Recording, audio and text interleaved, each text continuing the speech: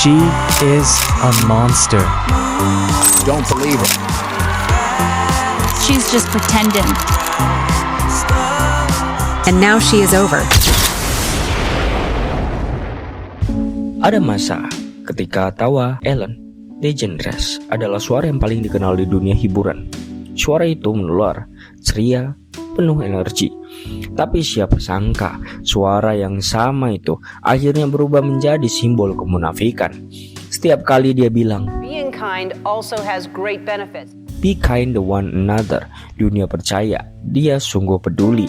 Tapi di balik panggung, di balik lampu sorot dan tamu-tamu selebriti yang tersenyum palsu, ada dunia yang jauh dari kata kind.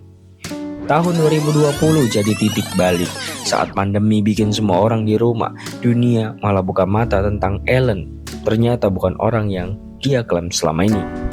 Cerita ini bukan hanya tentang selebriti yang jatuh. Ini tentang bagaimana branding kebaikan bisa jadi tameng paling licik di dunia hiburan. Tentang gimana tawa bisa menutupi tangisan orang lain. Dan juga tentang Ellen, sisi gelap dari menjadi baik.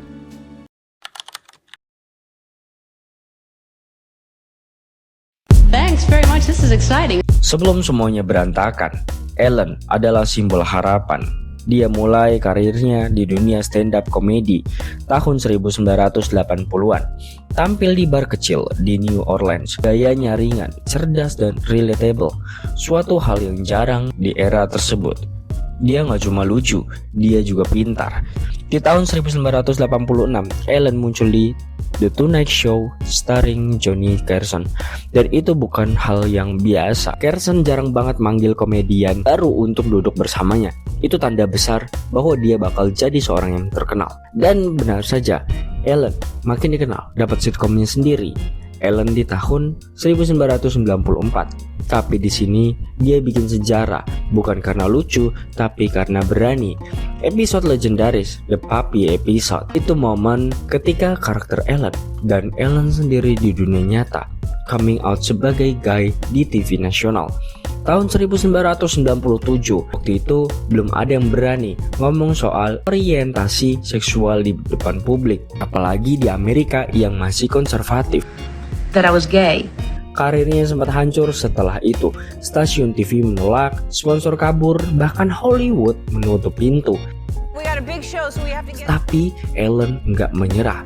Dia balik lagi pada tahun 2003 lewat The Ellen DeGeneres Show dan dunia jatuh cinta. Dia bukan cuma lucu, tapi baik. Ellen bikin segmen, bagi-bagi hadiah, bantu orang susah, kasih kejutan buat fans. Setiap tamu keluar dari acara dengan senyum lebar. Setiap penonton merasa ikut bahagia. Dia adalah Oprah versi lucu, Queen of Kindness, wajah baru Hollywood yang manusiawi. Tapi nggak ada yang sadar, semua itu hanya satu sisi yang mereka lihat.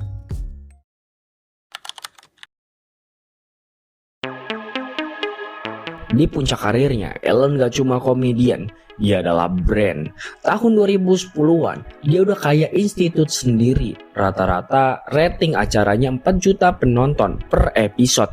Dia jadi host Grammy, Oscar, bahkan muncul di film Finding Nemo sebagai suara Dory. I remembered something. That's not possible. Dia punya perusahaan produksi, A Very Good Production, punya label fashion, AD by Ellen. Bahkan bikin aplikasi game yang viral. Ellen juga masuk daftar Forbes sebagai salah satu wanita paling berpengaruh di dunia hiburan. Kekayaannya, ya, lebih dari 300 juta dolar. Dan dia masih bilang dia cuma ingin menyebarkan kebaikan. Tapi kalau diperhatikan lebih dekat, semua yang dia lakukan itu terukur. Be kind, bahkan bukan sekedar pesan moral, tapi slogan marketing. Itu jadi brand identitas. Kebaikan dijual, dikemas, dan dimonetisasi. Dan publik pun ikut percaya. Ellen bukan sekedar host TV.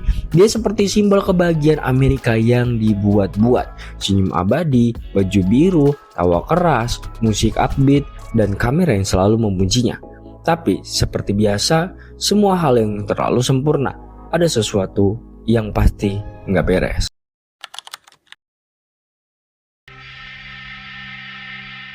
Semua mulai berubah pelan-pelan. Gak langsung, tapi cukup sering untuk bikin orang mulai curiga. Beberapa mantan karyawan mulai berbicara. Awalnya cuma rumor kecil di Twitter dan Reddit tentang bagaimana suasana kerja di balik panggung The Ellen Show yang ternyata toksik. Ada yang bilang staf dipaksa kerja lembur tanpa bayaran tambahan. Ada yang bilang mereka nggak boleh ngomong langsung ke Ellen. Kalau mau ngomong harus lewat asisten. Dan kalau Ellen lagi bad mood, semua orang disuruh menjauh. Ada satu karyawan yang bilang dia sering ngomong be kind di depan kamera, tetapi di belakang dia adalah orang paling dingin yang pernah gua temuin. Kabar semakin banyak. Beberapa mantan staff pernah ngomong soal pelecehan verbal dan diskriminasi dari produser eksekutif.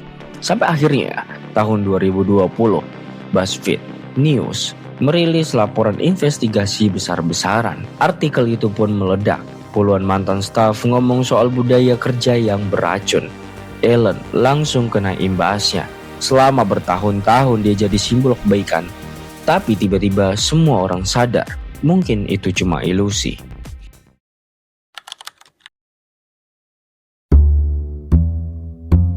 Tahun 2020 adalah tahun kehancuran citra Ellen. Setelah laporan BuzzFeed viral, Warner Bros. Akhirnya buka investigasi internal. 3 produser senior dipecat. Ellen muncul di layar, meminta maaf dengan gaya lembut seperti biasa. Tapi anehnya, meminta maaf itu justru bikin penonton semakin aneh. Karena kerasa nggak tulus sama sekali. Dia bilang, And if I've ever let someone down, if I've ever hurt their feelings, I am so sorry for that. If that's ever the case, I have let... Tapi publik merasa dia ngomong bukan karena nyesel, tapi karena ketahuan. Kata be kind yang dulu jadi ikon, sekarang malah jadi bahan sindiran. Meme bermunculan. Orang-orang di Twitter nyindir, because long as you are not her employees. Dan yang paling memukul, rating acaranya anjlok. Tahun 2021, The Ellen DeGeneres Show turun drastis. Dari 4 juta jadi cuma 1 juta penonton. Bahkan setelah pandemi, orang nggak ada lagi yang percaya. Akhirnya Ellen ngumumin akhir acaranya tahun 2022.